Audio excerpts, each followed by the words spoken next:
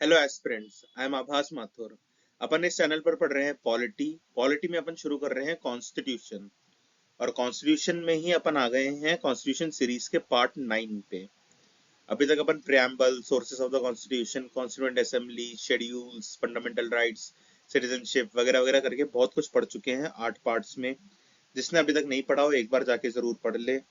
आज अपन इस पार्ट में शुरू करेंगे DPSP, directive principles of state policy.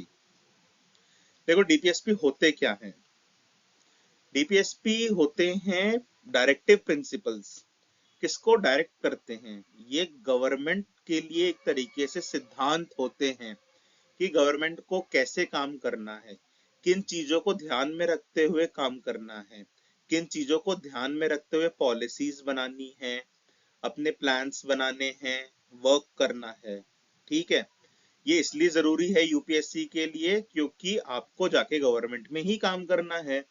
तो गवर्नमेंट को किन किन हिसाब से काम करना है ये आपको पता होना चाहिए। तो ये डीपीएसपी प्रीलिम्स के लिए तो बहुत जरूरी है ही, साथ में मेंस के लिए भी बहुत जरूरी है। हर आंसर में अगर अपन इंट्रोडक्शन में या कंक्लूजन में डीपीएसपी मेंशन कर कर आएंगे कि कौन सी लग रही है, उसका आर्टिकल क्या लग रहा है, तो एग्जामिनर को एक आइडिया मिलेगा कि हाँ ये कैंडिडेट स्मार्ट है, ये कैंडिडेट जानता है, ये काम करना जानता है, ये काम जानता है। तो ये अपने लिए फायदेमंद है। आइए शुरू करते हैं directive principles of state policy. देखो डीपीएसपी का फुल फॉर्म क्या होता है? Directive principles of state policy. ये सेट ऑफ गाइडलाइंस हैं अपने कॉन्स्टिट्यूशन में। ये मिलती हैं part 4 of the Indian constitution. कौन से पार्ट में? 4। ये है आर्टिकल 36 से 51 तक। कहां से कहां तक है डीपीएसपी? 36 से 51 तक। that direct the government to establish social and economic justice। DPSP क्यों है? सोशल और इकोनॉमिक जस्टिस को एस्टैब्लिश करने के लिए है। इनका एम होता है वेलफेयर स्टेट बनाना। कैसा स्टेट? वेलफेयर स्टेट, जिसमें सब लोगों का भला हो, सोशल इकोनॉमिक जस्टिस मिले, प्रगति होए देश की। ठीक है, तो पर ये लीगली एनफोर्सेबल नहीं है कोर्ट्स में। लीगली एनफोर्सेबल नहीं है कोर्ट्स में, इसका मतलब ये है कि अगर ये डायरेक्टिव प्रिंसिपल्स गवर्नमेंट या स्टेट फुलफिल नहीं कर रहा है तो आप इनके अगेंस्ट कोर्ट नहीं जा सकते। जैसे फंडामेंटल राइट्स में तो आप सुप्रीम कोर्ट, हाई कोर्ट जा सकते हैं ना कि हमारा वायलेट हो रहा है फंडामेंटल राइट। वैसे ही अगर डीपीएसपी एनफोर्स नहीं हो रही है तो आप कोर्ट नहीं जा सकते। अब देखो ऐसा क्यों रखा गया है कि हम कोर्ट नहीं जा सकते? क्योंकि वेलफेयर स्टेट के लिए सबसे जरूरी है फाइनेंस। अगर देश का फाइनेंस इतना स्ट्रांग नहीं है कि वो सबका वेलफेयर देख सके तो इसमें अननेसेसरी कोर्ट जाके लीगल ट्रबल्स की क्या जरूरत है। ये एक तरीके से सरकार को बताता है कि आपको क्या काम करना है, कैसे काम करना है, किन बातों को ध्यान में रखते हुए क्या काम करना है। ठीक है, पर जस्ट अभी करना है, कुछ समय में करना है, ये सब मेंशन नहीं है, इसलिए ये नॉट लीगली एनफोर्सेबल है कोर्ट्स में। इनका इंस्पिरेशन कहां से है? Irish constitution. Sources of the constitution में भी अपन ने पढ़ा था कि DPSPs are inspired by the Irish constitution. Irish यानी आयरलैंड के कॉन्स्टिट्यूशन से इंस्पायर्ड है डीपीएसपी। ये प्रिंसिपल गाइड करते हैं पॉलिसी मेकिंग को। लेजिस्लेशन फॉर नेशनल डेवलपमेंट की पॉलिसी किन आधारों पे बनेगी? लेजिस्लेशन यानी लॉस किन हिसाब से बनेंगे? नेशनल डेवलपमेंट को ध्यान में रखते हुए बनेंगे। और किन किन चीजों को ध्यान में रखते हुए बनेंगे? Health, education, fair work conditions और एनवायरमेंटल प्रोटेक्शन। कि एनवायरमेंट को प्रोटेक्शन देना भी हमारा ही काम है, सरकार का ही काम है। सब लोगों को हेल्थ देना, एजुकेशन देना और फेयर वर्किंग कंडीशंस प्रोवाइड करना। ठीक है, ये गांधीयन, सोशलिस्ट, इंटेलेक्चुअल ऐसे अलग अलग भागों में डिवाइडेड है डीपीएसपी। अपन इस वीडियो में पढ़ेंगे अच्छे से। देखो डीपीएसपी क्या है, वन लाइनर अगर आपको बताना हो तो they are the principles on which the government work. अगर कोई पूछे ना डीपीएसपी क्या है, तो they are the principles on which the government work. ठीक है, ये फ्रेम करते हैं policies, schemes, plans, laws while taking these principles in consideration. कौन कंसिडरेशन में लेता है इन प्रिंसिपल्स को? Government, state. क्या करने के लिए कंसिडरेशन में लेती हैं? पॉलिसीज फ्रेम करने के लिए, स्कीम्स लाने के लिए, प्लान्स बनाने के लिए, लॉस बनाने के लिए, या कुछ भी काम करने के लिए इन प्रिंसिपल्स को कंसिडरेशन में लेता है state. They are like the guidelines for government. Government को एक तरीके से गाइडलाइंस दे रखी हैं अपन ने part 4 of the Indian constitution में कि आपको किन किन चीजों में ध्यान रखते हुए काम करना है। But it's not only to be followed individually, कि मतलब सिर्फ इस चीज को ध्यान में रखते हुए अपने को काम नहीं करना, इन चीजों को भी ध्यान में रखते हुए अपने को काम करना है, ऐसा बताता है। Several things are to be taken in consideration. देखो काफी चीजों को ध्यान में रखते हुए अपने को काम करना पड़ता है। अपन सिर्फ एनवायरमेंट के बेसिस पे दुनिया नहीं चलती, या फिर सबकी हेल्थ मेंटेन रहे, सबको एजुकेशन, तो एक पैरामीटर पे दुनिया नहीं चलती। दुनिया एक होलिस्टिक अप्रोच से चलती है। तो आपको जैसे फाइनेंसिस, लॉ एंड ऑर्डर, या प्रेजेंट डे सिनेरियो कि आज की रिक्वायरमेंट क्या है सबसे ज्यादा, तो पहले रिक्वायरमेंट्स फुलफिल होंगी ना, फिर वेलफेयर की तरफ जाएंगे। या अगर हम जा रहे हैं वेलफेयर में और हम अपना सारा फाइनेंस लौटा कर बैठे हैं, तो वो भी सेंसिबल बात नहीं है। और लॉ एंड ऑर्डर को, मोरालिटी को, मतलब इंटरनेशनल रिलेशंस को किसी भी तरह से खतरा नहीं होना चाहिए, तो इन सब चीजों को कंसिडरेशन में लेना पड़ता है इनको इम्प्लीमेंट कराने समय। अब देखो प्रिंसिपल अपन पढ़ रहे हैं ना, directive principles of state policy. तो प्रिंसिपल की दो स्पेलिंग होती है, एक होता है पीएलई, एक होता है पीएएल। प्रिंसिपल पीएलई वाला होता है सिद्धांत, ठीक है, सिद्धांत होता है ना, जैसे ये सिद्धांत है, मौलिक सिद्धांत है वगैरह वगैरह। प्रिंसिपल पीएएल ये स्कूल वाला होता है, काइंड ऑफ हेड। तो इसमें देखो मेंस में पीएएल मत लिख कर आ जाना डीपीएसपी मेंशन करते करते, ठीक है, गंदे नंबर कट जाएंगे। तो ये मतलब जिसको क्लैरिटी नहीं हो वो ले लेना। की एस्पेक्ट्स क्या होते हैं डीपीएसपी के? पर्पस, नेचर, इंस्पिरेशन, तीन चीजें पढ़ रहे हैं अपन इसमें। पर्पस क्या है? वही जो मैं आपको बता रहा था, to serve as fundamental instructions for governance, promoting welfare and establishing socio economic democracy. Socio economic justice मिले, फेयर वर्किंग कंडीशंस मिले, एनवायरमेंट प्रोटेक्शन होए, हेल्थ एजुकेशन सबको प्रॉपर मिले, और क्या था, फेयर वर्किंग कंडीशंस मिले, और वेलफेयर स्टेट की तरफ अपन जाएं। नेचर क्या है? Non justiciable, not enforceable by courts, but fundamental in governance. देखो ये नॉन जस्टिसेबल है, ये कोर्ट्स में एनफोर्सेबल भी नहीं है, पर ये एक फंडामेंटल पार्ट प्ले करती हैं गवर्नेंस में। It's the state duty to apply them in law making. ये एक तरह से ड्यूटी है स्टेट की कि इनको अप्लाई करें वो कोई भी लॉ बनाने में, लॉ, पॉलिसी, स्कीम, प्लान, ठीक है। इंस्पिरेशन, अपन ने इनको करा है आयरिश कॉन्स्टिट्यूशन से, अपन इंस्पायर्ड हैं। और ये एक गवर्नमेंट ऑफ इंडिया एक्ट आया था 1935 में, उसमें था इंस्ट्रूमेंट ऑफ इंस्ट्रक्शंस, उससे भी ये सिमिलर है। देखो अब अगर सवाल आ जाए कि डीपीएसपी सबसे पहले कहां मेंशन्ड था, या डीपीएसपी जैसा कुछ कहां मेंशन्ड था, डीपीएसपी जैसा कहां मेंशन्ड था?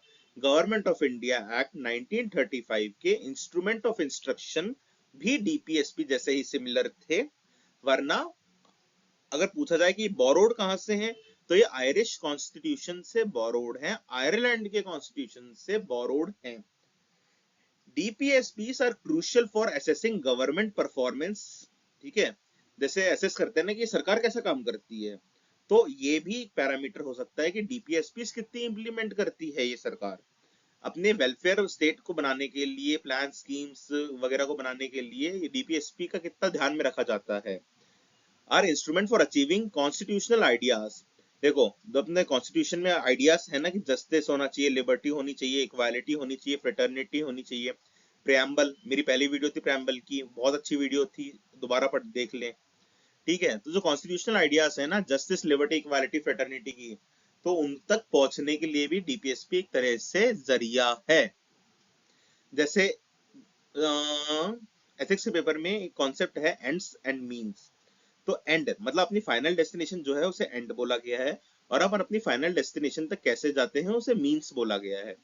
तो एंड तो अपना justice, liberty, equality and fraternity है, और मीन्स उसका डीपीएसपी है। ऐसे भी आप कहीं पे इंट्रोडक्शन में लिख सकते हैं, मेंस के पेपर में काफी अच्छा पेपर होएगा आपका। देखो यहां से शुरू करते हैं अपन आर्टिकल 38 से। अब आप बोलोगे 36 से 51 में थे ना डीपीएसपी, तो आप 36 37 क्यों नहीं पढ़ा रहे? अपन आगे पढ़ाएंगे उसे, कुछ नहीं छोड़ेंगे डीपीएसपी से रिलेटेड, चारों तरफ से घेरेंगे अपन डीपीएसपी को। DPSP, directive principles of state policies. देखो आर्टिकल 38 क्या कहता है, state to secure a social order for the promotion of welfare of the people. ये स्टेट की रिस्पॉन्सिबिलिटी है सोशल ऑर्डर को सिक्योर करना, ताकि प्रमोशन हो सके वेलफेयर ऑफ द पीपल। लोगों के वेलफेयर के लिए एक सोशल ऑर्डर को सिक्योर करना पड़ेगा।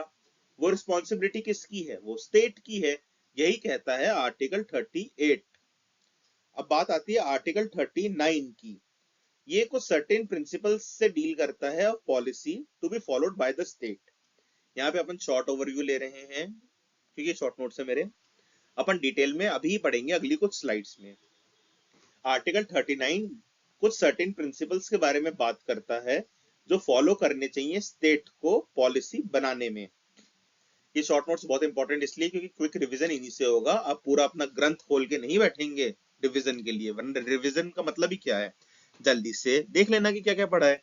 तो वो तो शॉर्ट नोट से ही पढ़ेंगे ना, तो अपन यहाँ से शुरू कर रहे हैं, अपन अभी डिटेल में भी पढ़ेंगे। आर्टिकल 39A, जैसे मैंने बोला था, कैपिटल अल्फाबेट अगर लिखा है किसी नंबर के आगे आर्टिकल में तो वो अमेंडमेंट से आया है। ठीक है, equal justice and free legal aid, article 39A। दो बार बोले, equal justice and free legal aid, article 39A। Article 39A equal justice और free legal aid. Article 40 organisation of village panchayat, village panchayat को ऑर्गेनाइज करना, ये भी एक डीपीएसपी है, आर्टिकल 40 में लिखा है। Article 41 right to work, to education and to public assistance in certain cases.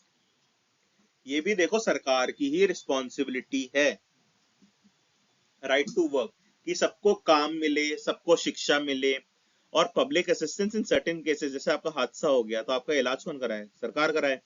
आपको डिसेबिलिटी पेंशन कौन दे, सरकार दे। ये किसका काम है, सरकार का काम है। आप बूढ़े हैं तो ओल्ड एज पेंशन सरकार दे, आप डिसेबल है तो डिसेबिलिटी पेंशन दे। ठीक है, आप विडो हैं तो विडो वाली पेंशन सरकार दे। तो यही है public assistance in certain cases. Article 41 क्या कहता है, right to work, to education and to public assistance in certain cases. फिर बात आती है आर्टिकल 42 की, provision for just and humane conditions of work and maternity relief. देखो मैटरनिटी रिलीफ कौन सा आर्टिकल कहता है, आर्टिकल 42 कहता है। आर्टिकल 42 बात करता है मैटरनिटी रिलीफ की, और just and human conditions of work की, मतलब किसी से बहुत डिजास्टरस कंडीशंस में काम नहीं कराया जा रहा हो, जस्ट एंड ह्यूमन की, इंसानों की तरह ट्रीट करा जा रहा हो वर्कर्स को, उनको प्रॉपर रेस्ट दिए जा रहे हो, प्रॉपर वेजेस दिए जा रहे हो, प्रॉपर क्लाइमेट दिया जा रहा हो काम करने का, बहुत टॉक्सिसिटी नहीं हो किसी भी वे में, वो सब की बात करता है आर्टिकल 42। जैसे मॉडर्न स्लेवरी के बारे में कॉन्सेप्ट है, आर्टिकल 42 से मैच हो रहा है, just and human conditions of work. ठीक है, मैटरनिटी रिलीफ तो रहता ही है चर्चा में, तो वो आर्टिकल 42। आर्टिकल 43 क्या कहता है, living wage and decent work conditions for workers. ठीक है, लिविंग वेज हो मतलब इतना हो कि गुजारा भत्ता तो हो जाए श्रमिक का, और डिसेंट वर्क कंडीशंस की, वर्क कंडीशंस सही हो, ज्यादा कोई उसे चोट वोट ना लग जाए, सिक्योरिटी मेजर्स प्रॉपर लिए गए हों। ये कहता है आर्टिकल 43। 42 43 थोड़ा आपको सेम जैसा लग रहा होगा, जस्ट एंड ह्यूमन कंडीशंस और डिसेंट वर्क कंडीशंस। ठीक है, कंफ्यूज नहीं होना इनमें, मैं आपको पॉइंट आउट कर दूंगा जहां जहां कंफ्यूजन की गुंजाइश होती है, जिससे आप लोग ध्यान रखें। Article 43A participation of workers in the management of industries. देखो डिसेंट वर्क कंडीशंस कब बनेंगी, लिविंग वेजेस कब बनेंगी, जब मैनेजमेंट में वर्कर्स हों, अपनी समस्या बताएं, अपने खुद के आइडियाज भी दें वर्कर्स कि साहब हमें ये समस्या है और इसका ये समाधान है, आप हमें ये प्रोवाइड करें। ये कब होगा, जब पार्टिसिपेशन ऑफ वर्कर्स होगा इन the management of industries. Decency तो तभी आएगी ना जब वर्कर्स का भी पार्टिसिपेशन होगा मैनेजमेंट में। तो ये आर्टिकल 43A है। ठीक है, आर्टिकल 43A क्या कहता है, participation of workers in the management of industries. ठीक है जी। आर्टिकल 43B क्या कहता है, promotion of cooperative societies. 43B क्या कहता है, ये भी अमेंडमेंट से ही आया है, अभी 2011 के में ही आया है मेरे हिसाब से। तो प्रमोशन ऑफ कोऑपरेटिव सोसाइटीज की कोऑपरेटिव्स बनाने का अधिकार मिले, ये कौन कहता है, article 43B। Uniform civil code article 44, बस आ सकता है सवाल, आया भी है। यूनिफॉर्म सिविल कोड, देखो यूनिफॉर्म सिविल कोड का मतलब ये होता है कि पर्सनल लॉस हर रिलीजन के सेम हो। जैसे काफी सारे लॉस तो सबके लिए सेम ही होते हैं, जैसे आप क्राइम करोगे तो सेम ही सजा है, कुछ प्रॉपर्टी प्रॉपर्टी आप एग्रीमेंट्स बनाओगे वो भी लगभग सेम ही लॉ चलता है। यूनिफॉर्म सिविल कोड का मतलब है कि जो पर्सनल लॉस होते हैं, जैसे अडॉप्शन हो गया, प्रॉपर्टी इनहेरिटेंस वगैरह हो गया, मैरिज से रिलेटेड हो गया, तो यहाँ पे आता है यूनिफॉर्म सिविल कोड। मतलब सबके, अभी मुस्लिम पर्सनल लॉ अलग चलता है, हिंदू कोड बिल अलग है, ऐसे ही क्रिश्चियंस वगैरह के लिए भी अलग है, पारसीस के लिए अलग है, तो सबका एक हो जाए, ये मतलब है यूनिफॉर्म सिविल कोड। तो ये है आर्टिकल 44। अब यहाँ पे देखो एक, अभी मेरे हिसाब से उत्तराखंड ने भी यूनिफॉर्म सिविल कोड इम्प्लीमेंट करने की बात चल रही है। एक ऐसा राज्य है इंडिया का जिसमें शुरू से ही यूसीसी लगा हुआ है, शुरू से ही यूनिफॉर्म सिविल कोड लगा हुआ है, वो राज्य है गोवा। गोवा पोर्चुगीज के अंडर था, तो वहां पे पोर्चुगीज सिविल कोड चलता था, पोर्चुगीज सिविल कोड में यूनिफॉर्म सिविल कोड ही चलता था, तो गोवा में शुरू से ही यूनिफॉर्म सिविल कोड चल रहा है। ठीक है, याद रखना है Goa. Article 45, provision for early childhood care and education to children below the age of 6 years. Provision, देखो बच्चे हैं, उन्हें अर्ली चाइल्डहुड केयर की जरूरत पड़ती है, एजुकेशन की जरूरत पड़ती है, तो 6 साल से कम उम्र के बच्चों के लिए। पहले ये 6 से 14 होता था, पर अमेंडमेंट के बाद अब यही है फाइनल, तो यही याद रखना है।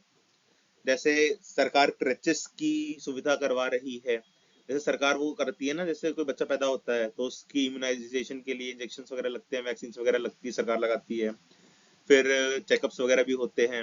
फिर जैसे वर्किंग वुमेन के बच्चे हैं तो उनको क्रेच फैसिलिटी, ये सब भी सरकार की रिस्पॉन्सिबिलिटी ही होनी चाहिए देने की। तो आर्टिकल 45 क्या कहता है, provision for early childhood care and education to children below the age of 6 years. 6 years. Article 46, promotion of educational and economic interest of SC ST and other weaker section. देखो कुछ इंटरेस्ट के बारे में बात करी गई है आर्टिकल 46 में। कौन से इंटरेस्ट, एजुकेशन और इकोनॉमिक इंटरेस्ट, एजुकेशन और इकोनॉमिक इंटरेस्ट के बारे में बात करी गई है आर्टिकल 46 में। किनके, SC ST और अदर वीकर सेक्शंस। देखो क्वेश्चन ऐसा बन जाए, क्या सिर्फ SC ST के ही एजुकेशन और इकोनॉमिक इंटरेस्ट की प्रमोशन की बात करी गई आर्टिकल 46 में? जी नहीं, SC ST and other weaker sections. भूल जाते हैं अपन काफी बार, पर याद रखना है अदर वीकर सेक्शंस भी हैं। यही सारे पेज है जहां पे यूपीएससी फंसाता है, लोग फंसते हैं, पर हम नहीं फंसेंगे क्योंकि हमने ये वीडियो देखी है। Article 46, promotion of educational and economic interest of SC ST and other weaker section. Article 47, duty of the state to raise the level of nutrition and the standard of living and to improve public health. देखो ये भी government की ही responsibility है, state की ही responsibility है कि सब नागरिकों का nutrition level, standard of living और हेल्थ इंप्रूव रहे। ठीक है, न्यूट्रिशन लेवल अपन देखते हैं ना, जैसे नमक में आयोडीन मिलाते हैं, कुछ कुछ मिनरल्स मिला रहे होते हैं गेहूं में, बायो फोर्टिफाइड खाने होते हैं आजकल, तो वो है लेवल ऑफ न्यूट्रिशन इंप्रूव करने के लिए। Standard of living, standard of living में देखो एंटरटेनमेंट भी एक पार्ट होता है, तो वो उसका भी ध्यान रखना सरकार की रिस्पॉन्सिबिलिटी है। इंप्रूव करना पब्लिक हेल्थ, महामारियां नहीं फैल जाएंगी। जैसे कोविड में सरकार ने बहुत रिस्पॉन्सिबिलिटी ली थी ना, क्यों, आर्टिकल 47 में मेंशन्ड है इंप्रूव पब्लिक हेल्थ, ये ड्यूटी है स्टेट की। Article 47, duty of the state to raise the level of nutrition and the standard of living and to improve public health. Article 48, organisation of agriculture and animal husbandry. Article 48 क्या कहता है, organisation of agriculture and animal husbandry, कि agriculture का सही organise करना, animal husbandry का भी ध्यान रखना, कि जैसे देखो जो दूध देने वाले जानवर हैं उनको प्रमोट करना, उनकी ब्रीड्स कंजर्व करना। जैसे गांव में क्या होता है, सीमन भी प्रोवाइड करती है ना सरकार, तो जिससे ब्रीड अच्छी हो एनिमल हस्बेंड्री की, आर्टिकल 48। किसानों को खाद वाद बांटे जाते हैं, बीज बांटे जाते हैं। Organisation of agriculture article 48। देखो आसपास जो भी दुनिया है ना वो यही है जो अपन पढ़ रहे हैं। तो कौन सी चीज कहाँ से रिलेट होती है ये सब आपको दिमाग में बैठाना है। देखो आर्टिकल 48 का एक्सटेंशन है आर्टिकल 48 ए। ए मतलब ये अमेंडमेंट से आया है, नहीं मतलब बी भी आ सकता है, कोई भी अल्फाबेट कैपिटल अल्फाबेट अगर आर्टिकल नंबर के आगे लिखा हो तो वो अमेंडमेंट से आया है, ऐसे दिमाग में बैठाना है।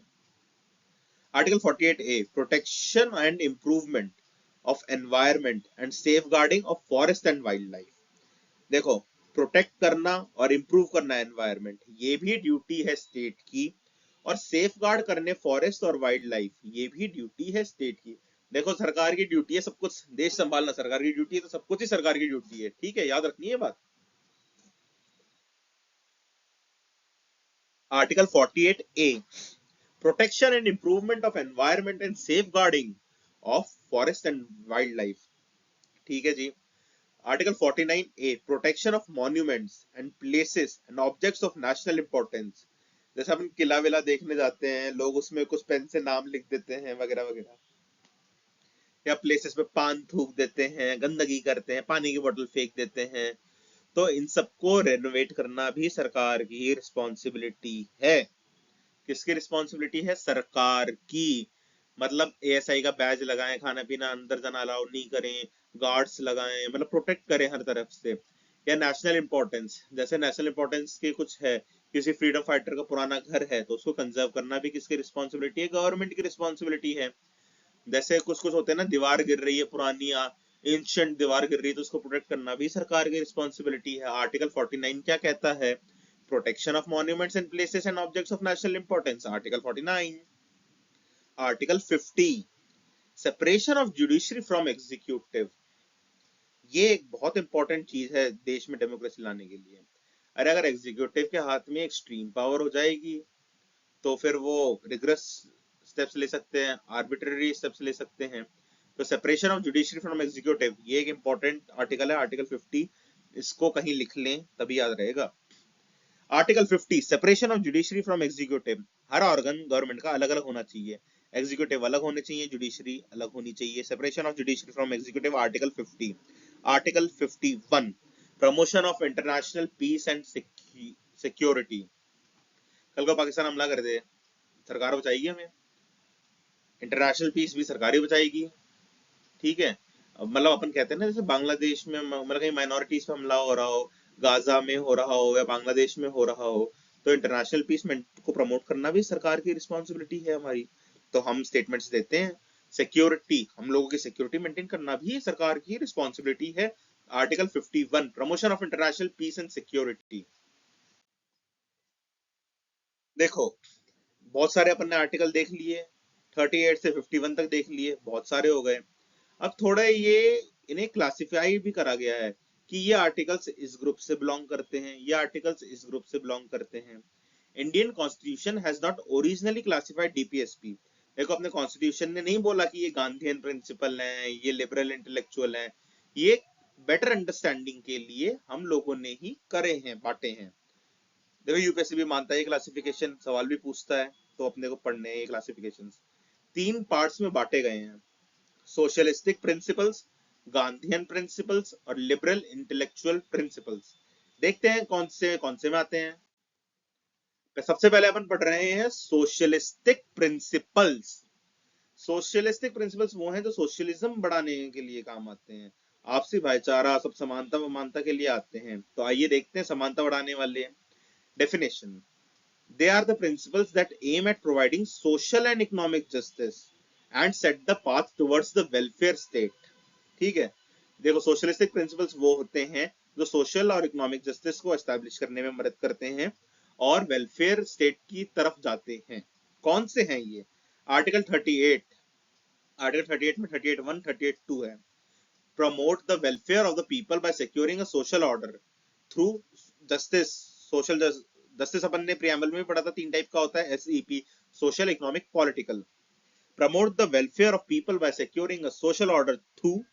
सोशल ऑर्डर कैसे हो सकता है? जस्टिस से हो सकता है। जस्टिस तीन टाइप के होते हैं, social, economic, political. 38 sub clause 2 to minimise inequalities in income, status, facilities and opportunities. देखो इनइक्वालिटी कहीं नहीं होनी चाहिए इनकम में, नहीं मतलब जो अपनी क्षमता से कमा पा रहा है वो तो वेल एंड गुड, पर ऐसे नहीं ना कि जैसे कुछ कुछ पोस्ट के लिए पुरुषों को ज्यादा तनख्वाह दी जा रही है, महिलाओं को कम दी जा रही है, तो ये इनइक्वालिटी से इनकम नहीं होनी चाहिए। स्टेटस, कोई महाराजा धीराज कोई नॉर्मल इंसान नहीं, उसमें भी बराबर होना चाहिए। सरकार की फैसिलिटीज है, हर कोई यूज कर सकता है, ठीक है। पार्क बनाया है सरकार ने, रोड बनाई है, सबके लिए बनाई है। अपॉर्चुनिटीज, पेपर सब दे सकते हैं यूपीएससी का, किसी को भी रोका नहीं जाएगा। यही कहता है minimise inequalities, article 38 sub clause 2। Article 39 ये एक बड़ा है। अपन ने वहां तो पढ़ा था कि बस सिक्योर करना सिटीजन के लिए कुछ कुछ प्रोवाइड करना, यहाँ पे अपन पढ़ेंगे डिटेल में। Article 39 sub clause A, right to adequate means of livelihood for all citizens. Article 39 B, equitable distribution of material resources of the community for the common good. Article 39C, prevention of concentration of wealth and means of production. Article 39D, equal pay for equal work for men and women. Article 39E, preservation of the health and strength of workers and children against forcible abuse. Article 39F, opportunities for the healthy development of children. देखो यहाँ article 39 के आगे ए लिखा है ना, ये small ए है, तो स्मॉल ए ये एक सब क्लॉज ही है, पार्ट ही है, ये अमेंडमेंट से नहीं आया है। देखो 39 ए क्या कहता है, स्मॉल ए बोल रहा हूँ मैं, पर मैं अभी ए ही बोलूंगा, बी ही बोलूंगा, ठीक है यार, समझो यार। Article 39 A, right to adequate means of livelihood for all citizen. देखो एडुकेट मींस ऑफ लाइवलीहुड सबके लिए होना चाहिए, तभी अपन ने मनरेगा मनरेगा जैसी स्कीम्स चलाई गई हैं जो अब जी राम जी करके कुछ हो रही हैं, ठीक है, सबको काम मिले, जो काम नहीं कर पा रहे उनके लिए खाना पीना भी देती है सरकार, जो पेंशन भी देती है, disability, window pension, old age pension, जो काम नहीं कर पाते उनके लिए। 39 बी क्या बोलता है, equitable distribution of material resources of the community for the common good.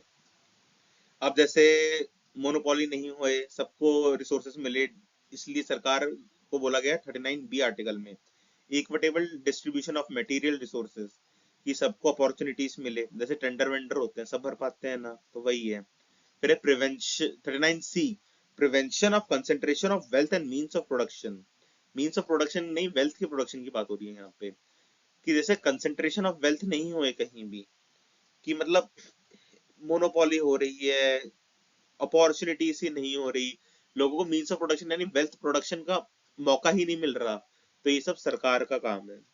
जैसे अपन जमींदारी में पढ़ रहे थे ना, जमींदारों से जमीन ले लेके लोगों को बांटी गई थी, तेभाग मूवमेंट वगैरह वगैरह चला था, तो ये सारे मूवमेंट यही है। फिर आता है equal pay for equal work for main and women. देखो कहीं कहीं मजदूरी में क्या होता है, पुरुषों की मजदूरी ज्यादा होती है, महिलाओं की मजदूरी कम होती है, तो यही हटाने के लिए कि equal pay for equal work for main and women. Article 39 D. 39 ई क्या कहता है, preservation of the health and strength of workers and children against forcible abuse, कि देखो हेल्थ का ध्यान रखे जाए वर्कर्स के और चिल्ड्रन की, और कोई भी अब्यूज हो उनके साथ तो उनको स्ट्रेंथ मिले लड़ने की, तो ये कहता है 39 ई।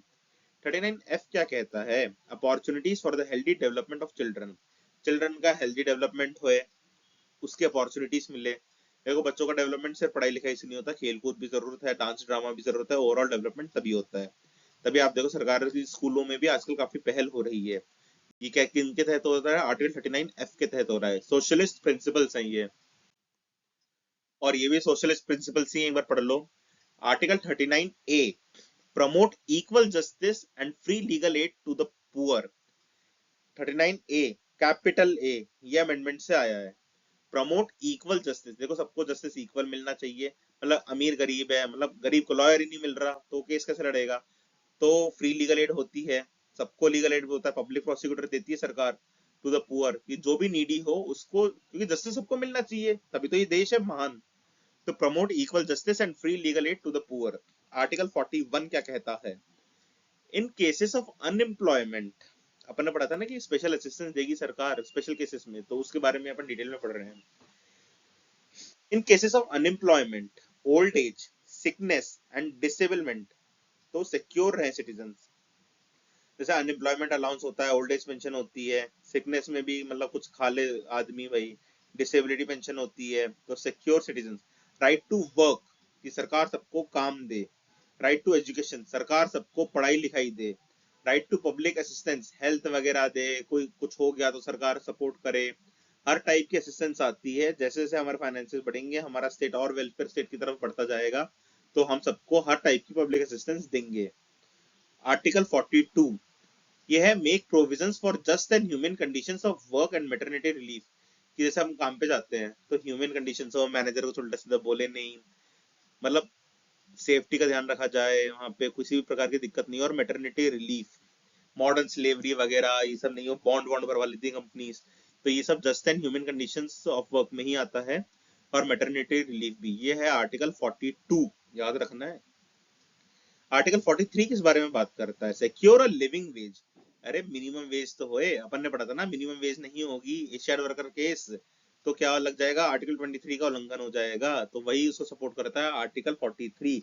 Secure a living wage, a decent standard of living, इतनी वेज हो कि डिसेंट स्टैंडर्ड ऑफ लिविंग हो जाए, and social and cultural opportunities कि वो मतलब समाज में उठ बैठ भी पाए वर्कर, थोड़ा कल्चर में भी पार्ट ले पाए, तो ये सब वर्कर्स के लिए है। ठीक है, ये कहता है आर्टिकल 43। अब बात आती है आर्टिकल 43 ए की, अमेंडमेंट से आया है, कैपिटल ए है। Article 43 A take steps to secure the participation of workers in the management of industries. अपन ने पढ़ा था, देखो डिसेंट कंडीशंस तभी बनेंगी जब वो मैनेजमेंट में पार्ट ले पाएंगे। तो आर्टिकल 43 ए क्या कहता है? Take steps to secure the participation of workers in the management of industries. ठीक है। आर्टिकल 47, ये सोशलिस्ट खत्म हो रहे हैं अपने बस इस आर्टिकल के बाद। raise the level of nutrition and the standard of living of people and to improve public health। ठीक है, सरकार को ही न्यूट्रिशन बढ़ाने के स्टेप्स लेने पड़ेंगे, स्टैंडर्ड ऑफ लिविंग इंप्रूव करना पड़ेगा और पब्लिक हेल्थ इंप्रूव करनी पड़ेगी। यहां तक अपने होते हैं सोशलिस्ट प्रिंसिपल्स कंप्लीट। अब आते हैं अपन गांधीयन प्रिंसिपल्स पे। देखो गांधीयन प्रिंसिपल्स पढ़ने से पहले आप पहले इमेजिन करो गांधी जी को। गांधी जी की जो जो आइडियोलॉजी थी ना, वही यहाँ पे भी दिखती है कि जो डीपीएसपी गांधी जी की आइडियोलॉजी से मैच कर रहे थे वही गांधीयन प्रिंसिपल्स हैं। आराम से इमेजिन करो गांधी जी के बारे में। Article 40 organise village panchayats and endow them the necessary powers and authority to enable them to function as units of self government. Constitutional amendment act 73, Panchayati Raj system, इतना हो गया ना।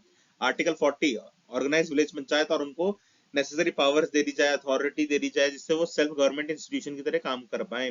गांधी जी भी तो यही चाहते थे, गांव का विकास गांव के लेवल पर ही होगा, यही आइडियोलॉजी थी गांधी जी की। Article 43 promote cottage industries on an individual और corporation basis in rural areas.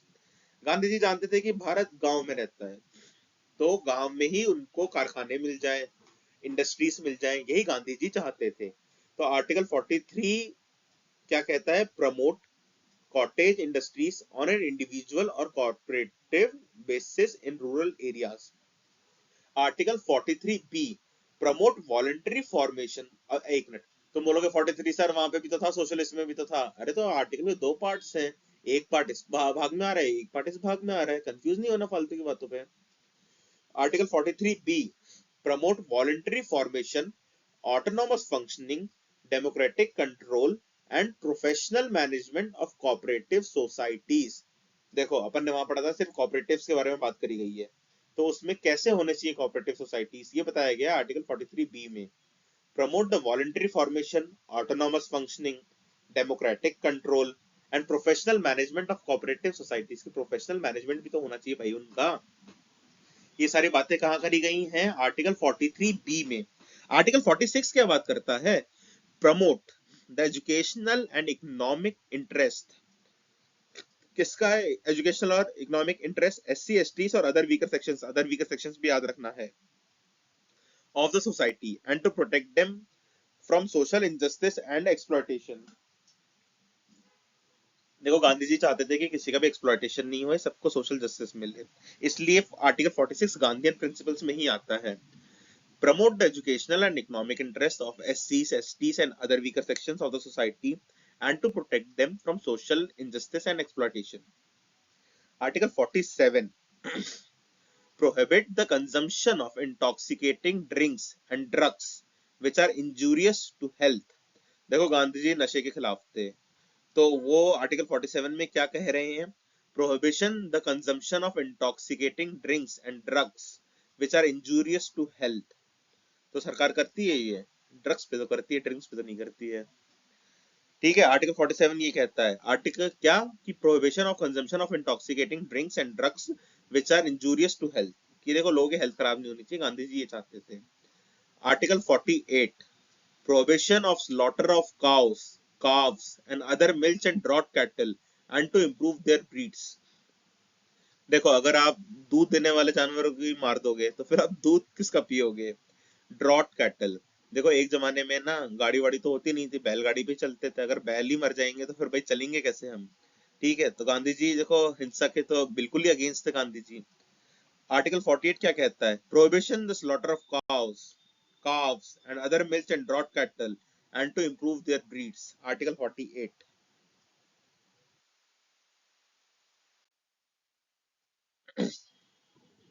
अब अपन आ जाते हैं लिबरल इंटेलेक्चुअल प्रिंसिपल्स पे, कि लिबरल लोग सोच रहे हैं, इंटेलेक्चुअल लोग सोच रहे हैं, तो अपन उस पर आ जाते हैं कि मतलब बहुत लिबरल है, मतलब लिबरल मतलब मॉडर्न मान लो, आजाद ख्यालात वाले, आजाद ख्यालात वाले ज्यादा सही वर्ड है।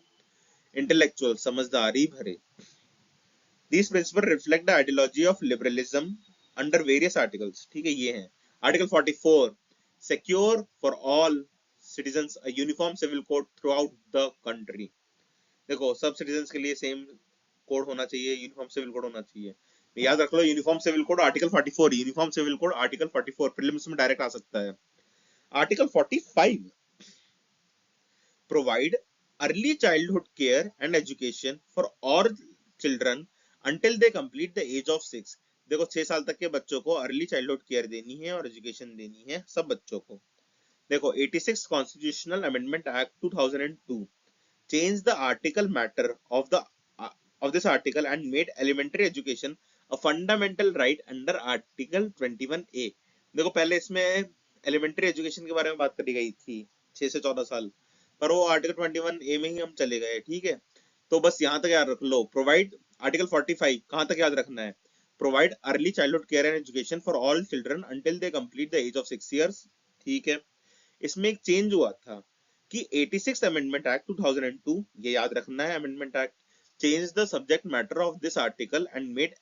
ठीक है, 86 अमेंडमेंट एक्ट ने एलिमेंट्री एजुकेशन को एक फंडामेंटल राइट बना दिया था इस आर्टिकल से उठा के, आर्टिकल 21 के तहत, 21A। ठीक है सर, ठीक है। एलिमेंट्री एजुकेशन एक फंडामेंटल राइट है आर्टिकल 21A के तहत, एलिमेंट्री एजुकेशन एक फंडामेंटल राइट है आर्टिकल 21A के तहत। ठीक है, फिर आर्टिकल 48 क्या कहता है? Organise agriculture and animal husbandry on modern and scientific lines. देखो ग्रीन रेवोल्यूशन आया था, तो मॉडर्न और साइंटिफिक लाइंस पे अपन एग्रीकल्चर को ले गए थे ना। वैसे ही आजकल तो सीमेन सेपरेशन भी होता है कि गाय की बच्चियां ही पैदा हुए, बछड़ा पैदा नहीं हुए, तो देखो बेटर है ही कहीं ना कहीं, क्योंकि आजकल ड्रॉट एनिमल्स की इतनी नीड है नहीं। तो है organise article 48, organise agriculture and animal husbandry on modern and scientific lines. Article 49, protect monuments, places and objects of artistic or historic interest which are declared to be of national importance। देखो monuments हो गए, ताजमहल हो गया, ताजमहल को preserve करना, लाल किले को preserve करना, हवा महल को प्रिजर्व करना, ये सरकार की रिस्पॉन्सिबिलिटी है। या ऑब्जेक्ट्स हो जो हिस्टोरिक इंटरेस्ट के हो, किसी फ्रीडम फाइटर का घर हो गया, कोई मंदिर हो गया, ठीक है, कोई मतलब कोई युद्ध का मैदान हो गया, या कोई आर्टिस्टिक है, कोई पेंटिंग हो, कोई कला हो जो विलुप्त हो रही हो, कोई फॉर्म ऑफ आर्ट हो, पपेटरी हो, कुछ भी हो, शैडो पपेटरी हो, तो उन सबको प्रोटेक्ट करना सरकार की रिस्पॉन्सिबिलिटी जो नेशनल इंपॉर्टेंस के लिए अहम है। ठीक है, अब बात आती है article 50, separate the judiciary from the executive in the public service of the state. जो पब्लिक सर्विस है उसमें अपने जो दो भाग हैं, जुडिशरी और एग्जीक्यूटिव। अरे बचपन से पढ़ते हैं ना, 3 पिलर्स होते हैं इंडियन डेमोक्रेसी के, जुडिशरी, एग्जीक्यूटिव, लेजिस्लेचर। तो इसमें अपन बात कर रहे हैं जुडिशरी और एग्जीक्यूटिव के बारे में। Separation of judiciary and executive. Article 50 क्या कहता है? Separate the judiciary from the executive in the public service of the state. ठीक है, बहुत जरूरी आर्टिकल है आर्टिकल 50, याद रखना है। आर्टिकल 51 क्या कहता है सर?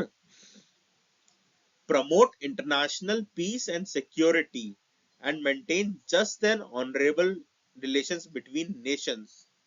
देखो ये कोई पीवाईक्यू में मैंने देखा था, यूपीएससी ने पूछा था, यही लाइन पूछ ली थी कि promote international peace and security and maintain just and honourable relations between nations. ये फंडामेंटल ड्यूटी है, डीपीएसपी है। अरे लॉजिक लगाओ, फंडामेंटल ड्यूटी होती है सिटीजन की, डीपीएसपी होती है ड्यूटी स्टेट की। तो दूसरे देशों से सिक्योरिटी, इंटरनेशनल पीस तो सरकार ही मेंटेन करेगी ना, स्टेट ही मेंटेन करेगा, हम थोड़ी करेंगे। देखो इतने आसान आसान से पूछ लेता है यूपीएससी, कोई भी बहुत लोग नहीं कर पाते, ना ही गिने चुने लोग कर पाते हैं। तो गिने चुने लोग ही अपने माइंड को डेवलप कर पाते हैं। आप करिए डेवलप। आर्टिकल 51 क्या कहता है? Promote international peace and security and maintain just and honourable relations between nations. और देखो इंटरनेशनल पीस मेंटेन करनी है, सिक्योरिटी मेंटेन करनी है नेशन की, और आजू बाजू के नेशन मतलब बाकी नेशन से रिश्ते अच्छे रखने ही सरकार की रिस्पॉन्सिबिलिटी है। Foster respect for international law and treaty obligations. जो भी इंटरनेशनल लॉ या ट्रीटी करी है उसको मेंटेन रखना, उसकी रिस्पेक्ट करना भी गवर्नमेंट की रिस्पॉन्सिबिलिटी है। Encourage settlement of international disputes by arbitration. देखो कहीं डिस्प्यूट हो रहा है किसी स्ट्रेट को लेके, आइलैंड को लेके, उसमें भी आर्बिट्रेशन करे हमारी सरकार, विश्व गुरु बने हमारी सरकार। ये सब 51 में ही बोला गया, आर्टिकल 51 में कहा गया है। देखो एक वो अपन पढ़ रहे थे ना, कुछ कुछ हुआ है, अमेंडमेंट्स हुए हैं, एक बार देख लो, गौर कर लो। 44th constitutional amendment 1978, 44th constitutional amendment 1978 add करता है आर्टिकल 38(2) को, mandating the state to strive to minimize inequalities in income, status, facilities, and opportunities, not just among individuals but also groups, aiming for more secure social order beyond just basic welfare। देखो welfare को इन्होंने और expand कर दिया कि inequalities कम करनी है। Inequalities हर वे में, चाहे इनकम, स्टेटस, फैसिलिटीज, अपॉर्चुनिटीज कुछ भी हो, इंडिविजुअल्स में भी, ग्रुप्स में भी, ठीक है, हर रूप से इनइक्वालिटी कम करने के लिए एक article article 38 sub clause 2 add करा गया है कॉन्स्टिट्यूशनल अमेंडमेंट एक्ट 44 1978 द्वारा। अब देखो ओरिजिनल आर्टिकल 45 जो था, अपन ने पढ़ा था ना कि आर्टिकल 45 है जो 6 साल तक के बच्चों की ही बात कर रहा है। ये 86 कॉन्स्टिट्यूशनल अमेंडमेंट एक्ट 2002 के बाद से है। पर जो ओरिजिनल आर्टिकल 45 था बिफोर कॉन्स्टिट्यूशनल अमेंडमेंट एक्ट 86 2002, यह है required the state to provide free and compulsory education for all children until they completed 14 years of age within 10 years of the constitutional commencement। देखो शुरुआती 10 साल के अंदर सबको 14 साल तक की शिक्षा देनी है, ये सरकार का गोल था, ठीक है, 14 साल तक के बच्चों को। Article 21A made the right to education, RTE आ गया था ना, right to education fundamental right है आर्टिकल 21A के तहत, for children age 6 to 14 a fundamental right enforceable by courts. देखो पढ़ना सबको है वरना कोर्ट आ जाएगा, याद रखना है, ठीक है। तो देखो पहले तो देखो 86 कॉन्स्टिट्यूशन 86 सीए से पहले जो आर्टिकल 45 है वो 14 साल तक के बच्चों की बात करता था पढ़ाई की। पर क्योंकि 6 से 14 साल के बच्चों का फंडामेंटल राइट बन गया है आर्टिकल 21A के तहत, तो अब डीपीएसपी का आर्टिकल 45 6 साल तक के बच्चों की अर्ली चाइल्डहुड केयर और अर्ली चाइल्डहुड एजुकेशन की ही बात करता है, कंफ्यूज नहीं होना। ये कॉन्स्टिट्यूशनल अमेंडमेंट एक्ट का नंबर याद रख लेना है और साल भी। देखो आर्टिकल 36 क्या है, मैं कह रहा था ना कि पढ़ाएंगे, छूट गए आप कहोगे। Article 36 definition of state. जैसे आर्टिकल 12 में डेफिनेशन दी गई है ना स्टेट की, कि स्टेट क्या है। देखो स्टेट में गवर्नमेंट भी आती है, स्टेट में गवर्नमेंट की एजेंसीज भी आती हैं, गवर्नमेंट के डिपार्टमेंट्स भी आते हैं, गवर्नमेंट की कंपनीज भी आती हैं, या वो कोई प्राइवेट कंपनी जो गवर्नमेंट के लिए काम कर रही हो वो भी गवर्नमेंट की डेफिनेशन में ही आती है। मेरी फंडामेंटल राइट्स की पार्ट 1 में जाकर अच्छे से समझ लें। Article 36 definition of state similar to article 12। Article 37 states about the application of the directive principles, ठीक है, ये बात करता है कि एप्लीकेशन कैसे होगी। Article 37 states about the application of the directive principles, ये सब जो अपन पढ़ रहे हैं इनका एप्लीकेशन कैसे होगा। These principles aims at ensuring socio, ठीक है, यहाँ तक है। आर्टिकल 37 कहता है states about the application of the directive principles, ठीक है। 36 37 clear, clear. These principles aim at ensuring socio-economic justice to the people. ये प्रिंसिपल एम करते हैं इंश्योर करने के लिए socio economic justice to the people and establishing India as a welfare state. ये line बहुत अच्छी है, इसमें काम आएगी, लिख लो। देखो 42nd कॉन्स्टिट्यूशनल अमेंडमेंट एक्ट 1976, जिसे मिनी कॉन्स्टिट्यूशन भी कहा जाता है, इसने 4 नए डीपीएसपी ऐड करे हैं, 4 नए डायरेक्टिव प्रिंसिपल्स ऐड करे हैं। क्या हैं वो? 39 sub clause F, to secure opportunities for the healthy development of children. ठीक है, पहले ई तक ही था 39 में, 39 सब क्लॉज एफ जोड़ा गया है। क्या जोड़ा गया है? To secure opportunities for the healthy development of children. Article 39 A क्या कहता है? To promote equal justice and to provide free legal aid to the poor. ठीक है। Article 43 A to take steps to secure the participation of workers in the management of industries. Article 48A to protect and improve the environment and to safeguard forests and wildlife। ये चारों तो 42nd constitutional amendment act 1976 से ही add कर लिए गए हैं। एक table बनाए अपने नोट्स में कि 42nd सीए से कौन से 4 नए डीपीएसपी जोड़े गए हैं, वहां ये सारे लिखें, जरूरी है प्रीलिम्स के लिए। देखो Bhimrao Ramji Ambedkar, B R Ambedkar sir थे, उन्होंने डीपीएसपी को नोवेल फीचर बोला है इंडियन कॉन्स्टिट्यूशन का। नोवेल फीचर इंडियन कॉन्स्टिट्यूशन का किसको बोलते हैं? डीपीएसपी को। किसने बोला था? बी आर अम्बेडकर जी ने बोला था। ठीक है, याद रखना है ये point. From where do Indian DPSPs find their motivation? Irish home rule movement. अपन पढ़ते हैं ना, आयरिश कॉन्स्टिट्यूशन से अपन इंस्पायर्ड है डीपीएसपी, तो Irish constitution Irish home rule movement से ही है, तो याद रखना है। देखो कुछ भी आ सकता है कि हम कहाँ से इंस्पायर्ड हैं, तो आयरिश कॉन्स्टिट्यूशन भी आ सकता है, आयरलैंड भी आ सकता है, आयरिश होम रूल मूवमेंट भी आ सकता है, कंफ्यूज नहीं होना। ठीक है। What are the recent developments in favour of DPSPs?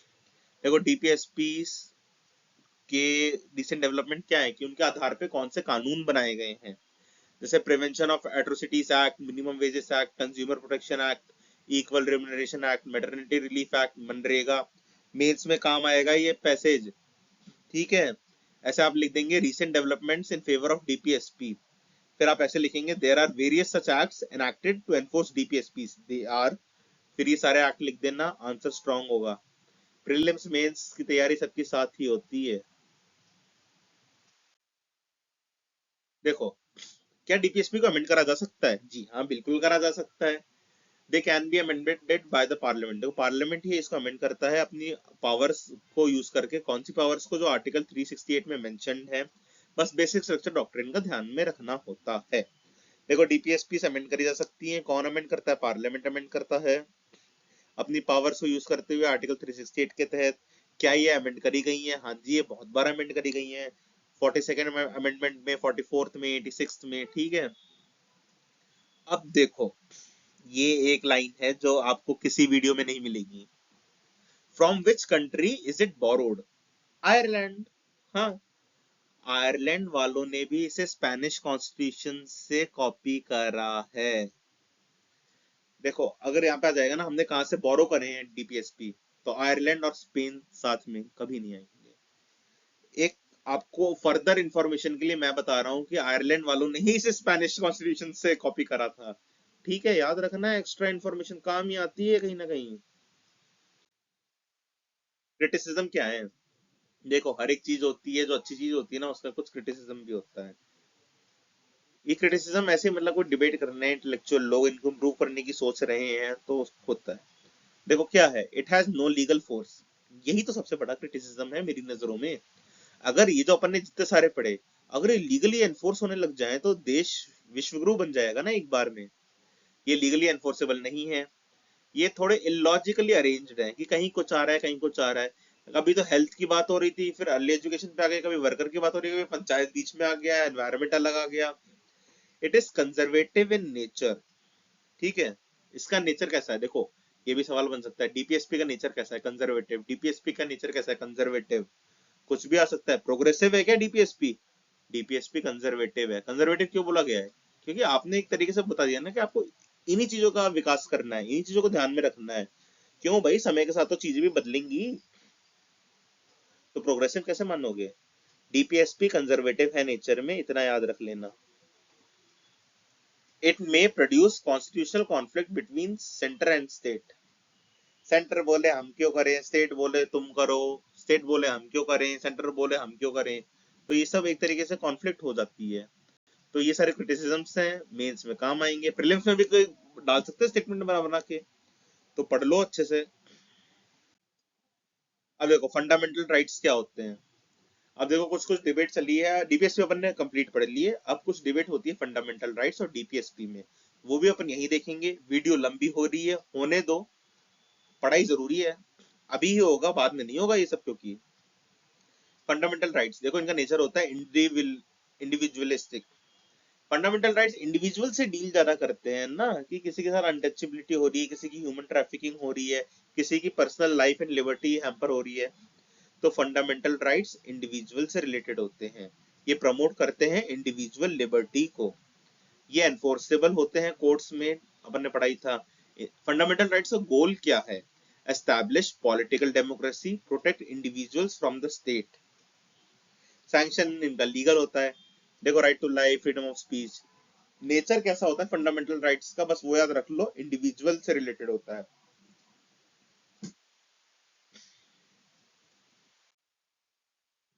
और डीपीएसपी का सोसाइटेरियन, सोसाइटी से डील करता है। फंडामेंटल राइट इंडिविजुअल से डील करता है, डीपीएसपी सोसाइटी से डील करता है। ये गाइड करता है टुवर्ड्स कम्युनिटी वेलफेयर, कम्युनिटी के लिए, सोसाइटी के लिए होता है डीपीएसपी। ये एनफोर्सेबल नहीं होते, मॉरल एंड पॉलिटिकल ऑब्लिगेशंस होते हैं इनके लिए, ठीक है। ये एस्टैब्लिश करते हैं social and economic democracy, social and economic democracy, और ये गाइड करते हैं पॉलिसी मेकिंग को, ठीक है। बस ये याद रख लो इन दो स्लाइड से, तो फंडामेंटल राइट्स इंडिविजुअल से रिलेटेड होते हैं, डीपीएसपी सोसाइटी से रिलेटेड होते हैं। की डिफरेंस पूछा जाता है डीपीएस पर फंडामेंटल राइट का डिफरेंस। देखो फोकस किस पे होता है, फंडामेंटल राइट का तो इंडिविजुअल लिबर्टी पे होता है और पॉलिटिकल डेमोक्रेसी पे होता है। डीपीएसपी का सोशल एंड इकोनॉमिक जस्टिस पे होता है और वेलफेयर स्टेट पे होता है। जस्टिसेबल फंडामेंटल राइट्स हैं, डीपीएसपी नहीं है। इम्प्लीमेंटेशन, फंडामेंटल राइट्स का तो जब से कॉन्स्टिट्यूशन लागू हुआ तब से ही ऑटोमेटिक इम्प्लीमेंटेशन है। डीपीएसपी में कुछ लेजिस्लेचर की रिक्वायरमेंट होती है, पॉलिसी की रिक्वायरमेंट होती है, ये लीगल होते हैं फंडामेंटल राइट्स, डीपीएसपी लीगल नहीं होते हैं, ठीक है। देखो ये रिक्वायर्स लेजिस्लेचर का मतलब है कि कानून बनेगा डीपीएसपी के आधार पे, फिर वो इम्प्लीमेंट होगी। फंडामेंटल राइट्स तो इम्प्लीमेंटेड ही है सबके लिए। जल्दी से देख लो, फंडामेंटल राइट्स का फोकस होता है इंडिविजुअल लिबर्टी पे और पॉलिटिकल डेमोक्रेसी पे, डीपीएसपी का होता है सोशल एंड इकोनॉमिक जस्टिस पे और वेलफेयर स्टेट पे। फंडामेंटल राइट्स जस्टिसेबल है, डीपीएसपी नॉन जस्टिसेबल है। फंडामेंटल राइट्स का इम्प्लीमेंटेशन ऑटोमेटिक होता है, डीपीएसपी का रिक्वायरमेंट होती है पॉलिसी बनने की या कोई लॉ बनने की। फंडामेंटल राइट्स लीगल होते हैं, डीपीएसपी लीगल नहीं होते हैं, ये मॉरल और पॉलिटिकल होते हैं। कॉन्फ्लिक्ट एंड हार्मनी के बारे में बात कर लेते हैं। इनिशियल व्यूज क्या था, देखो कुछ केसेस में बोला जाता था कि डीपीएसपी ज्यादा इंपॉर्टेंस रखते हैं या फिर फंडामेंटल राइट्स। इनिशियल व्यू तो था कि fundamental rights prevail over DPSP. Champakam Dorairajan case आया था, बहुत पहले आ गया था, कॉन्स्टिट्यूशन लागू होने के तुरंत बाद ही आ गया था चंपाकम डोराई राजन केस। इसमें बोला गया था कि फंडामेंटल राइट्स प्रिवेल, मतलब मोर पावर है डीपीएसपी से, फंडामेंटल राइट्स के पास मोर पावर है डीपीएसपी से, ऐसा बोला गया था चंपाकम डोराई राजन केस में।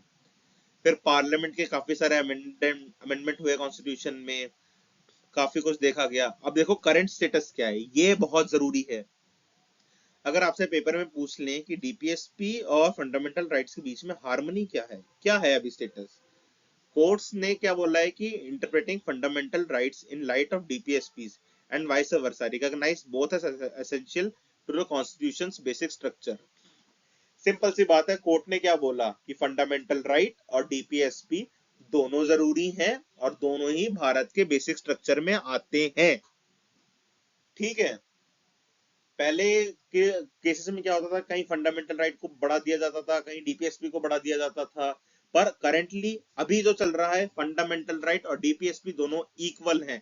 फंडामेंटल राइट्स और डीपीएसपी इक्वल है, कोई ऊपर कोई नीचे कुछ नहीं है, फंडामेंटल राइट्स और डीपीएसपी इक्वल है अभी, ये है करंट स्टेटस। ठीक है, अलग अलग जजमेंट आया है, अलग अलग आया है। देखो चंपाकम डोराईराजन केस आया था 1951 में, fundamental rights were held supreme over DPSP, fundamental rights को ज्यादा पावर दे दी गई थी। फिर एक केशवानंद भारती केस आया था, केशवानंद भारती केस में क्या बोला था कि फंडामेंटल राइट्स और डीपीएसपी इक्वल हैं। फिर मिनर्वा मिल केस आया था, इसमें भी यही बोला गया था कि फंडामेंटल राइट्स और डीपीएसपी इक्वल हैं। मिनर्वा मिल्स केस ने क्या बोला था, reaffirmed the importance of both, stating that fundamental rights and DPSPs are complementary and not contradictory.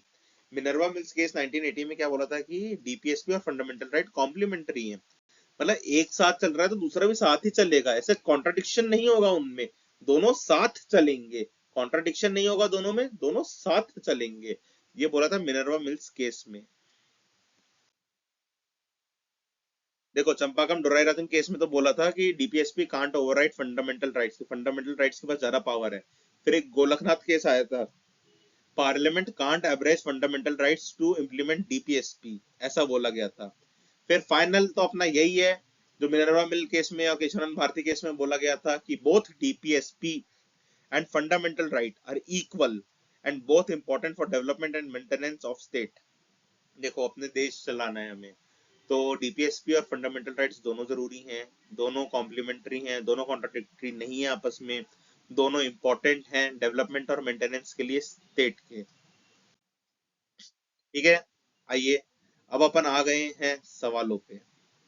Under the Indian constitution concentration of wealth violates, concentration of wealth violate किसको करता है, अपन ने पढ़ा था डीपीएसपी को करता है, तो डीपीएसपी है इसका आंसर बी।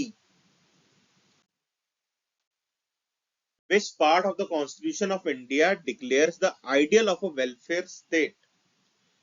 अब देखो अपन डीपीएसपी के लेक्चर में है तो सारे आंसर डीपीएसपी के ही होंगे, पर ऐसे नहीं, दिमाग लगाओ अपना।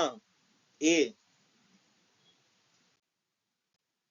हाँ, with reference to the provisions contained in the part 4, DPSP part 4 में आता है, याद रखना है, of the Constitution of India, which of the following statements are correct? This shall be enforceable by courts. नहीं, fundamental rights are enforceable by courts, DPSPs are not enforceable by courts.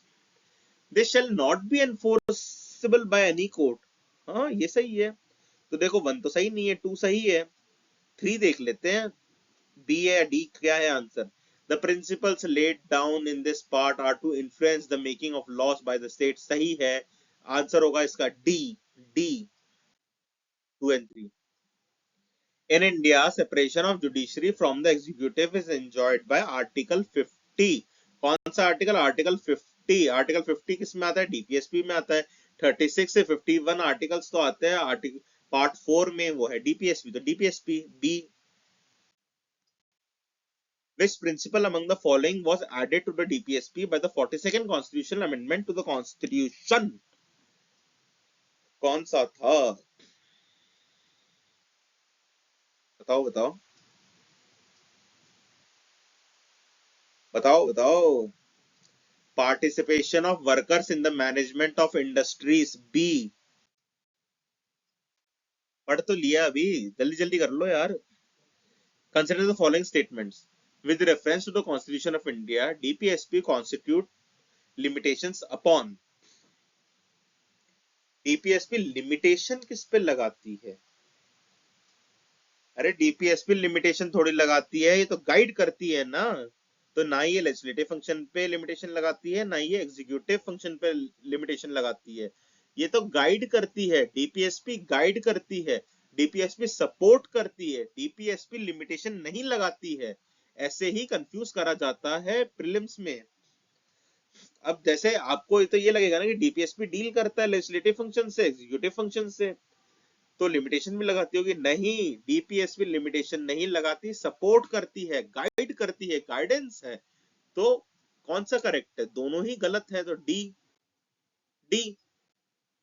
Consider the following statements regarding the DPSP. This principle spell out the socio economic democracy in the country. The provisions contained in these principles are not enforceable by any courts. सही है, दोनों सही है। सी, in the Constitution of India, in the Constitution of India, promotion of internal peace and security is included in the, देखो इसमें है preamble, DPSP, fundamental duties और ninth schedule. मैं बता रहा था ना, जैसे क्या पूछा है, promotion of internal peace and security. अरे इंटरनल पीस और सिक्योरिटी सिटीजन्स कैसे करेंगे इसका देखो कंफ्यूजन बैठा था कई कोचिंग वालों में डीपीएसपी और फंडामेंटल ड्यूटीज में कि क्या होगा आंसर। कुछ कोचिंग वालों ने सी बोल दिया था आंसर की फंडामेंटल ड्यूटी सही आंसर है। एस्पिरेंट्स ने नहीं, कोचिंग वालों ने ही कि फंडामेंटल ड्यूटीज। अरे गधों, इंटरनल पीस और सिक्योरिटी लोग कैसे प्रमोट करेंगे? अरे कहीं दंगा हो रहा है तो मैं दंगा रोकने जाऊंगा या पुलिस जाएगी दंगा रोकने? पुलिस जाएगी ना। मेरा काम क्या है कि दंगा नहीं करना, दंगे को बढ़ावा नहीं देना। पर इंटरनल पीस और सिक्योरिटी तो पुलिस देखेगी, सरकार देखेगी।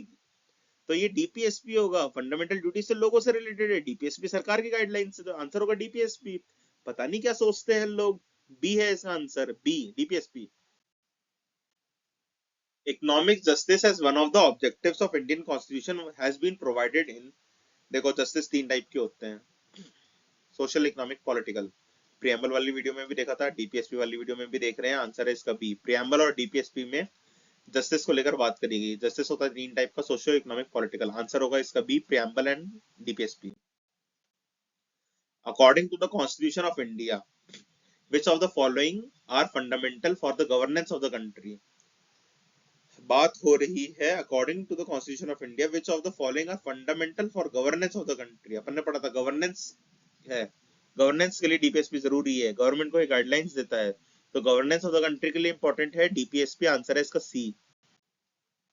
देखो कंसिडरिंग 11th है, considering the following provisions under the DPSP as enshrined in the constitution of India, securing for citizens of India uniform civil code, Article 44, organizing village panchayat, Article 40, promoting cottage industries in rural areas, Article 43, securing for all the workers reasonable leisure and cultural opportunities, standard of living वगैरह 42 वगैरह से आ रहा है।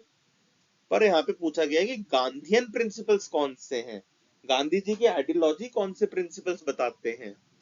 तो uniform civil code तो नहीं है, workers का स्टैंडर्ड ऑफ लिविंग और कल्चरल अपॉर्चुनिटीज भी गांधी जी नहीं बताते, तो 1 and 4 तो नहीं है।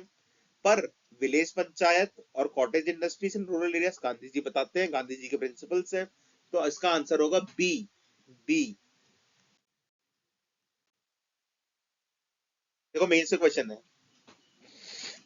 discuss the possible factors that inhibit India from enacting for its citizens a uniform civil code as provided for in the directive principles of the state policy। UCC के बारे में पूछा गया है, आपको सारे पॉसिबल फैक्टर्स बताने हैं इंडिया के लिए, यूसीसी कैसे इंप्लीमेंट करा जा सकता है, क्या करा जा सकता है। यूसीसी से रिलेटेड जो भी दिमाग में आ रहा है आप लिख दें, फिर मेरे को भेजें, मैं करूंगा चेक।